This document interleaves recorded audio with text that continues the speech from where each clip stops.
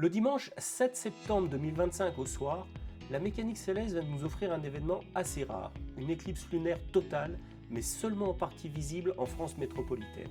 Un spectacle à ne vraiment pas louper. Près de 80% de la population mondiale pourra observer ce phénomène, que ce soit de manière partielle ou totale. L'éclipse sera entièrement visible sur tous les territoires de l'océan Indien, de l'Asie et de l'Australie occidentale. En revanche, elle ne sera que partiellement observable depuis l'océan Atlantique, l'Europe, l'Afrique, l'ouest du Pacifique ainsi que le reste de l'Australie.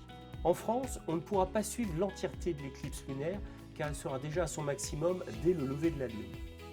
Il est important de préciser que seule l'heure du lever de la Lune change en fonction de votre situation géographique, mais pas les heures de phase de l'éclipse qui restent identiques pour tout le monde. Quelques exemples en heure légale.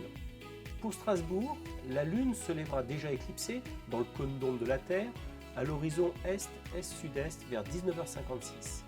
Pour Paris, 20h19, Annecy 20h, Marseille 20h01, Limoges 20h20, Nantes 20h33 et Brest 20h46.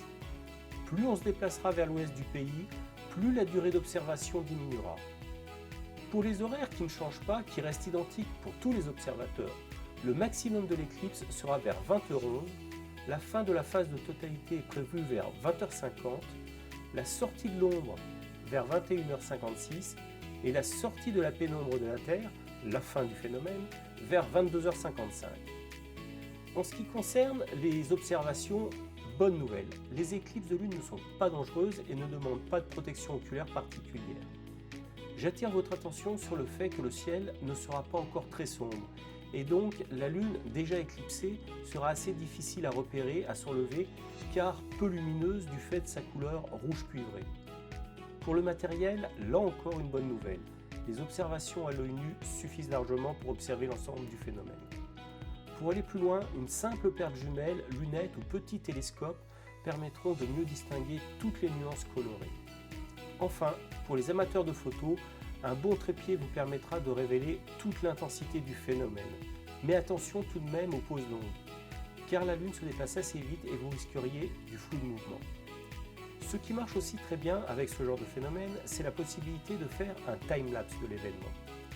Si vous en avez la possibilité, n'hésitez surtout pas à vous rapprocher des clubs d'astronomie qui couvriront certainement l'événement.